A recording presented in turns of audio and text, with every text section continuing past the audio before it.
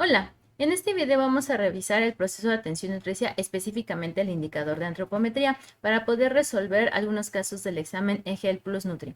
Así que comencemos definiendo lo que es el proceso de atención nutricia. Este proceso es un modelo que está propuesto por la Academy of Nutrition and Dietetics para realizar intervenciones tanto a nivel personal como a nivel comunitario o poblacional. Y a través de este proceso lo que vamos a hacer es que vamos a lograr resolver los problemas nutricios de la población o del paciente, así como también le vamos a poder apoyar para prevenir o tratar las enfermedades que están relacionadas con situaciones de alimentación y nutrición. Es decir, estamos buscando a través de este proceso mejorar las intervenciones nutricionales que se les dan tanto a las personas como a la población en general. Este proceso de atención nutricia está conformado por 4 pasos. El primer paso es la evaluación del estado nutricio, el segundo paso es el diagnóstico nutricional, el tercer paso es una intervención nutricia y el cuarto paso es el monitoreo y la reevaluación nutricia. Dentro de lo que sería la evaluación del estado nutricio está conformada por indicadores. Estos indicadores son la antropometría, los datos bioquímicos, el examen físico que está relacionado con los datos clínicos de signos y síntomas, la historia clínica nutricional que nos va a dar nuestros indicadores dietéticos, y una vez que nosotros tenemos todos estos datos, lo que vamos a hacer es que los vamos a analizar para poder pasar a nuestro segundo paso. Una vez que analizamos los datos del estado nutricio, vamos a obtener nosotros un diagnóstico, es decir, vamos a encontrar el problema, el origen del problema nutricional y los signos y los síntomas que van a evidenciar este problema nutricio. Después de que tenemos este diagnóstico nutricio, vamos a llevar nosotros al tema de lo que sea la intervención. La intervención nutricional va desde cuestiones de asesoría, consejería, educación, hasta un plan como tal de alimentación que le podamos dar a nuestro paciente. Una vez que nosotros decidimos cuál de todos estos puntos de intervención se van a llevar a cabo y es lo mejor que le podemos dar en ese momento a nuestro paciente con respecto al problema que se encontró, vamos a tener que monitorear para ver si esta intervención que decidimos es adecuada y también si el paciente la está siguiendo. Y ese sería nuestro paso número 4, en donde realizamos un monitoreo, checamos la adherencia que se tiene a la propuesta de tratamiento que se hizo, así como volvemos a reevaluar indicadores del estado nutricio para ver si ha habido un resultado del antes y después de la intervención que se realizó. Específicamente en este video nos vamos a basar de la evaluación del estado nutricio en el indicador de antropometría, que es el que nos sirve a nosotros para medir la composición y las dimensiones corporales de las personas. Dentro de lo que sería entonces el examen EGEL Plus Nutri, nos pueden presentar un caso como el siguiente. Tenemos a una paciente mujer de 58 años que ha perdido en los últimos 6 meses peso. La pérdida de peso está asociada porque se le realizó una gastrectomía hace 5 meses por diagnóstico de cáncer de estómago. En el estado nutricio de nuestro paciente se reporta lo siguiente. Nos dicen que en la antropometría el peso habitual es de 66 kilos y eso es hace 6 meses, como lo comentábamos. El peso actual es de 47.6 kilos, la estatura es de 1.58, la circunferencia de muñeca es de 15 centímetros, la circunferencia media de brazo es de 20 y el pliegue cutáneo tricipital es de 12.3. Dentro de los datos bioquímicos nos dicen que la hemoglobina es de 11.8, el hematocrito de 43%, el volumen corpuscular medio de 94.6, la vitamina B12 sérica está en 155, la albúmina en 3.7, la glucosa en 110, triglicéridos en 145 y colesterol total en 193. Dentro de los datos clínicos tenemos que presenta fatiga, cefaleas, cansancio, lesiones en las comisuras de los labios que se conocen como estomatitis, encías sangrantes y anorexia. En los datos dietéticos presenta un consumo de frutas, verduras, leguminosas y alimentos de origen animal que han disminuido y se ha mantenido el consumo tanto de cereales como de agua natural. Y por último, en el estilo de vida nos dicen que duerme 12 horas al día, no realiza actividad física y que está preocupada por su estado de salud. Una de las muchas preguntas que nos pueden hacer en el examen sobre el tema de antropometría es: ¿cuál es la complexión de la paciente? Nuestras opciones de respuesta es complexión pequeña, mediana o grande. Para que nosotros podamos resolver esto, primero tenemos que saber cómo poder obtener la complexión de un paciente. Para que nosotros podamos obtener la complexión de un paciente, necesitamos de una fórmula que nos relaciona la estatura contra la circunferencia de muñeca. La división de la estatura en centímetros contra la circunferencia de muñeca en centímetros nos va a dar un valor, y ese valor lo vamos a ir a checar en unas tablas de referencia. Ahora, antes de seguir, ¿qué es la complexión? La complexión es parte de las medidas que se toman o de los índices que se toman en la masa corporal total. Esta nos sirve para poder conocer la relación que existe entre la anchura corporal y el grosor de los huesos, así como también nos sirve para conocer el peso teórico de una persona a través de su complexión. Dentro de lo que sería entonces esta fórmula, que ya sabemos que nos da la complexión y para qué sirve la complexión, vamos a conocer la tabla de referencia que nos dice si la complexión puede ser chica, mediana o grande. En este caso, para poder saber la referencia de la complexión, primero tenemos que determinar el sexo de la persona, si es mujer o es hombre. En el caso de que nuestro paciente sea mujer, es pequeña cuando el resultado de esta operación es menor de 10.9. En el caso de hombres es cuando es menor de 10.4. En cuestión de lo que es la complexión mediana, tenemos que va de 10.9 a 9.9 en el caso de mujeres y en el caso de hombres va de 10.4 a 9.6. La complexión es grande cuando es menor de 9.9 y en el caso de hombres cuando es menor de 9.6. Entonces, una vez que nosotros obtenemos el resultado, tenemos que venir a checar estas tablas de referencia. Por lo tanto, con los datos que tenemos de nuestro caso, la estatura de nuestra paciente es de 158. La circunferencia de muñeca es de 15. Se hace la división y obtenemos como resultado 10.5 centímetros. Si nosotros recordamos, este cae en el rango de complexión mediana, es decir, nuestro rango va de 10.9 a 9.9 y el 10.5 cae dentro de este rango porque es una paciente y es mujer. Entonces, nuestro resultado sería complexión mediana. Por lo tanto, nuestra respuesta correcta es el inciso B. Para el examen, entonces, necesitamos saber la clasificación en la tabla de referencia de complexión a través de qué? Del resultado que se obtuvo de esta división entre la estatura y la muñeca. Siguiente pregunta que nos pueden presentar. ¿Cuál es el IMC de la paciente? Esto es algo básico que debemos de saber como nutriólogas y nutriólogos sobre el tema de la comparación entre el peso y la talla, porque es uno de los índices más utilizados. Dentro de lo que serían nuestras opciones de respuesta tenemos que puede ser bajo peso, normal o sobrepeso. Para eso necesito yo hacer la fórmula del índice de masa corporal. ¿Qué es el índice de masa corporal? También es un índice, una de las medidas de la masa corporal total que nos da la relación entre el peso y la talla de una persona. Y esto nos va a dar un diagnóstico desde el estado de salud hasta la relación que puede existir entre este peso y talla con respecto a las enfermedades o infecciones que pueda presentar. El único detalle de este índice de masa corporal es que no es un referente, vamos a verlo así, fiable o real, porque no nos da los compartimentos. Es decir, una persona puede pesar demasiado porque tiene mucha masa muscular. La masa muscular pesa más que la masa grasa. O también puede tener un exceso de peso porque está reteniendo líquidos. Eso no nos lo dice el índice de masa corporal. Por eso hay que tener cuidado con este tipo de datos clínicos que son importantes o relevantes y que nos podrían ocasionar un error si yo no contemplo que no está midiendo compartimentos el índice de masa corporal. Entonces, en cuanto al índice de masa corporal, es la división entre el peso en kilogramos sobre la talla en metros al cuadrado. Yo hago esta operación y voy a obtener un resultado y ese resultado me va a decir a mí un diagnóstico.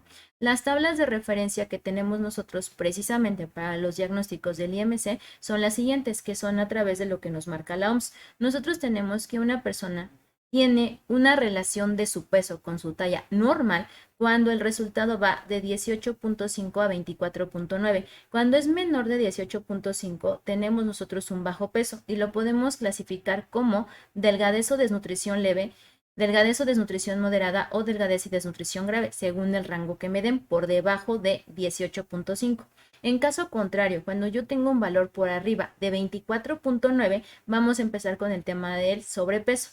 El sobrepeso va de 25 a 29.9. En el caso de que tuviéramos obesidad es cuando el índice de masa corporal es igual o mayor a 30 y de ahí la clasificación que tenemos de obesidad 1, obesidad 2 y obesidad 3 según el rango que obtenemos con nuestra fórmula.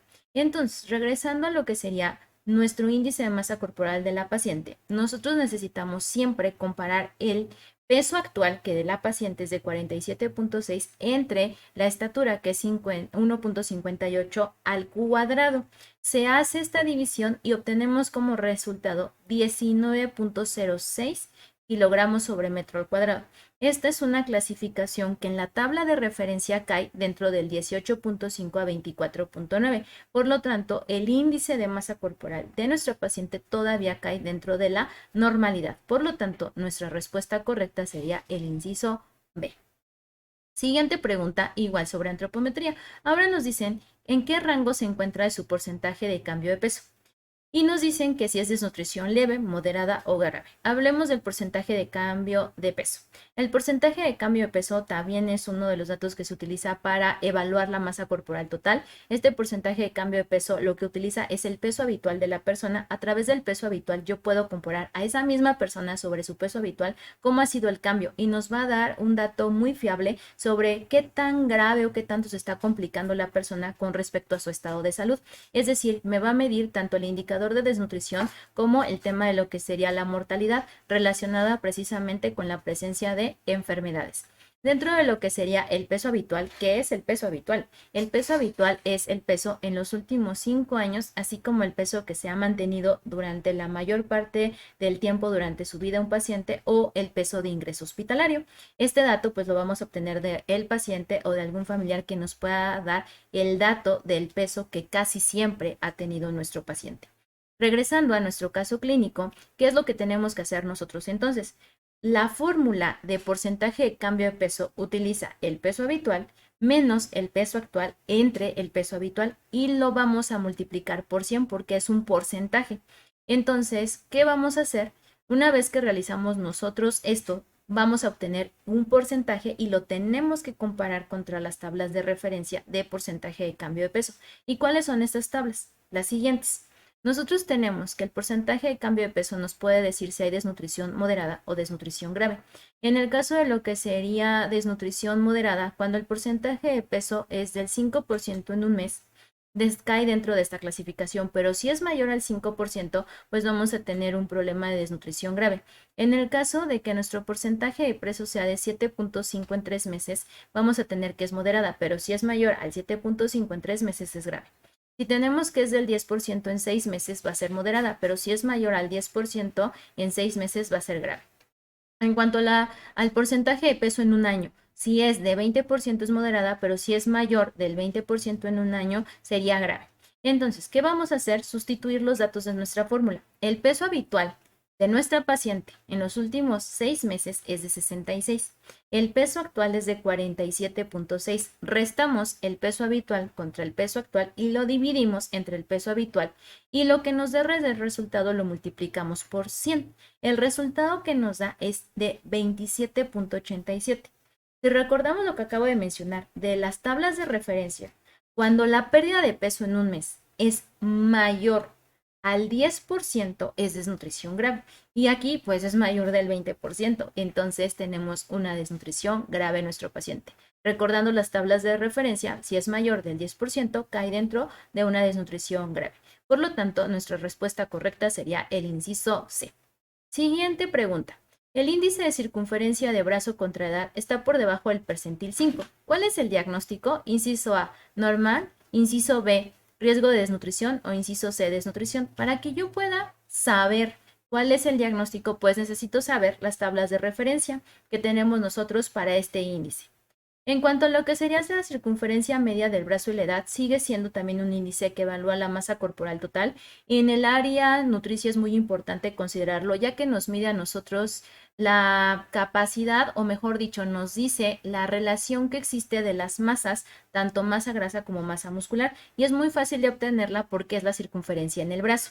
Esta, lo que vamos a hacer es que tomamos la circunferencia media del brazo, la comparamos contra la edad del paciente en cuanto también a su sexo, si es mujer o es hombre, y nos vamos a ir a las tablas de referencia y según esas tablas de referencia nos van a dar el punto de corte que existe sobre el percentil. En el examen lo que van a hacer es que nos van a dar a nosotros el percentilado donde caen porque no vamos a tener las tablas de referencia y tampoco nos las vamos a poder aprender porque son demasiados números.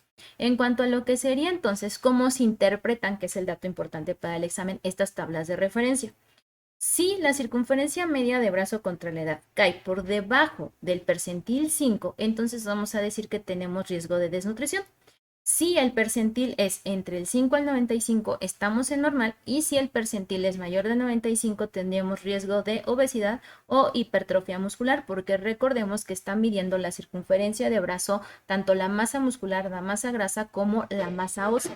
Entonces tenemos nosotros que determinar cuál es nuestro diagnóstico. Por lo tanto, nosotros tenemos que la circunferencia media de brazo es de 20 centímetros, la edad de nuestro paciente es de 58 y resulta que en el percentil que es, en este caso, menor de 5, tenemos que para personas de 50 a 59.9, que son las tablas de referencia que utilizamos y ese es el rango de edad para mujeres, el percentil 5 es de 24.4 y nuestra circunferencia de brazo es de 20, por lo tanto está por debajo de este percentil, entonces el diagnóstico es por debajo de percentil 5, es riesgo de desnutrición. En el examen lo que nos van a presentar a nosotros es dónde cae dentro de este percentil, por lo tanto nuestra respuesta correcta es riesgo de desnutrición porque está por debajo del percentil 5. Aquí el dato importante es cuál es la clasificación en la tabla de referencia del percentilado.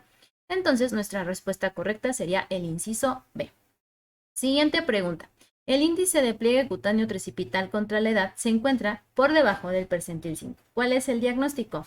Tenemos que es promedio, magro abajo del promedio o magro de depresión de masa grasa. Igual que pasó ahorita con el perímetro de brazo, igual el pliegue cutáneo tricipital contra la edad se tiene que ir a evaluar en tablas que están clasificadas por la edad, por el sexo y nos van a decir según el número que obtenemos en qué percentil caen. En este caso, nosotros tenemos que el pliegue cutáneo tricipital contra la edad nos evalúa precisamente la grasa subcutánea, porque lo que hacen los pliegues cutáneos es evaluar la grasa. De hecho, gracias a los pliegues cutáneos existen otras fórmulas que nos sirven con varios pliegues para determinar hasta el porcentaje de grasa corporal de una persona. En este caso, simplemente ocupamos el pliegue cutáneo tricipital porque es el único que nos dan y en el área clínica, también sobre todo en el hospital, pues es uno de los indicadores más cercanos que tenemos si no podemos obtener todo el porcentaje de grasa de la persona. En cuanto a qué es este pliegue cutáneo tricipital, entonces nos dice o nos estima la adiposidad del paciente y dependiendo cómo esté esta adiposidad, yo puedo determinar si tiene una depresión o poca masa grasa y esto va a estar asociado con desnutrición, así como si el exceso de masa grasa está presente, pues voy a poder determinar a través de este pliegue o estimar el tema del problema de la obesidad. Entonces, ¿qué tenemos nosotros? Las tablas de referencia. Las tablas de referencia nos van a decir, según el percentil que tenemos, cuál es el diagnóstico. Entonces, si nuestro percentil está por debajo de lo que es el percentil 5 o en el percentil 5, vamos a decir que tenemos a un paciente magro con depresión de masa grasa, que esto puede estar asociado con desnutrición. Si cae por arriba de 5 hasta el percentil 15 es magro abajo del promedio. Si cae por arriba del percentil 15 hasta el percentil 75 es promedio. Si cae por arriba del percentil 75 al percentil 85 está arriba del promedio. Y si está por arriba del percentil 85 pues es exceso de masa grasa u obesidad. O sea, aquí el dato importante es la interpretación del percentilado, porque vuelvo a repetirlo, no nos vamos a aprender todas las tablas de referencia en cuanto al sexo, la edad y dónde se ubica el pliegue cutáneo. Entonces, ¿qué tenemos nosotros? Los datos relevantes es que el pliegue cutáneo es de 12.3 milímetros, la edad es de 58 y en el examen nos van a decir en qué percentil cae. Resulta que las pacientes mujeres de 50 a 59.9 años, el percentil 5 es de 13.6, por lo tanto, si mi paciente presenta 12.3, está por debajo del percentil 5. Esto lo va a hacer el examen. Yo lo que tengo que hacer es interpretar ese percentil, por lo tanto, la depresión que tenemos en ese percentil es como tal de masa grasa, que quiere decir tiene poca masa grasa para la edad en el pliegue cutáneo tricipital, que puede estar relacionado con el tema de desnutrición, que si vamos viendo todo el caso, pues realmente nuestro paciente como ha perdido peso, tiene una tendencia hacia la desnutrición. Por lo tanto, mi respuesta correcta va del intervalo del percentil 0 al percentil 5 y nuestro diagnóstico es magro con depresión de masa grasa. Por lo tanto, nuestra respuesta correcta es el inciso C. Siguiente, ahora tenemos que vamos a determinar el área muscular del brazo del paciente y se encuentra por debajo del percentil 5. ¿Cuál es el diagnóstico? Baja muscularidad y emaciación o emaciado. Inciso B, masa muscular abajo del promedio o inciso C, masa muscular promedio. Entonces, ¿cómo vamos a determinar si es inciso A, B o C? Lo que vamos a hacer es lo siguiente. Nosotros tenemos que para la masa libre de grasa se saca una operación que no vamos a hacer nosotros en el examen, pero que debemos de saber de dónde viene. El área muscular del brazo se saca a través de esta operación en la cual yo necesito conocer la circunferencia de brazo y el pliegue cutáneo tricipital. Se sustituyen estos datos numéricos en esta fórmula y me va a obtener un resultado. Ese resultado es el que nosotros vamos a ir a checar en las tablas de referencia de los percentiles. Lo mismo que hemos venido haciendo en perímetro de brazo y pliegue cutáneo. Esto nos sirve a nosotros para tener una estimación de la masa muscular. Hay veces que en los pacientes pues no puedo tener las medidas o las herramientas suficientes para saber la masa muscular total. Entonces esta medida nos acerca a lo que es la masa promedio de una persona a nivel muscular. Es una estimación cercana que tenemos a la masa muscular total. Y recordemos que lo que estamos midiendo aquí es la masa libre de grasa. Ahora, en esta operación nada más para terminar de explicarla, una vez que obtenemos el resultado de todo esto, se tiene que restar conforme al sexo. Si es mujer, va a ser menos de 6.5 el resultado que me dé de esta operación. Si es hombre, va a ser menos 10. Entonces, ¿qué es lo que se va a hacer una vez que obtengo el resultado de esa operación que no vamos a hacer nosotros en el examen, pero que debemos de saber de dónde viene? Nos van a entregar el resultado en percentil. El resultado de esa operación lo voy a ir a checar con las tablas de referencia y voy a ver en qué percentil cae el número del resultado. Una vez que yo tengo el percentil, pues voy a poder dar el diagnóstico. Si el percentil es igual o menor de 5, tenemos baja muscularidad y estamos con un problema de emaciación. Si es por arriba del percentil 5 hasta el percentil 15, es masa muscular arriba del promedio. Si es por arriba del percentil 15 hasta el percentil 85, es masa muscular promedio. Si es por arriba del 85 hasta el percentil 95, es masa muscular arriba del promedio. Y si es arriba del percentil 95, pues es masa muscular o hipertrofia muscular. Entonces nos va midiendo la masa muscular como estamos viendo. Ahora, los datos importantes que tenemos nosotros. En la fórmula, nada más como ejemplo, no la vamos a necesitar aplicar en el examen, es para saber de dónde van a obtener estos datos y nos los van a plasmar en el caso. Tenemos que el perímetro de brazo es de 20 y el pliegue cutáneo tricipital es de 12.3. En el examen van a sacar la operación. Como es mujer, le restaron a toda esta operación 6.5 y obtenemos finalmente 14.21. Este número a veces no me lo van a dar en el examen y de hecho si me lo dan, yo no puedo hacer nada con él si no sé en las tablas de percentil en dónde cae. Resulta que este 14.21 va a caer en el tema de emaciado, es decir, por debajo del percentil 5. Entonces, nosotros sabemos que si este dato me dice el examen que cae por debajo del percentil 5, vamos a tener baja muscularidad y va a estar emaciado nuestro paciente. Por lo tanto, mi respuesta va a estar relacionada ¿con qué? Va a estar relacionada con ¿cuál es el resultado de esta fórmula del área muscular del brazo? 14.21, pero yo no puedo hacer nada con eso. La edad de nuestra paciente es de 58.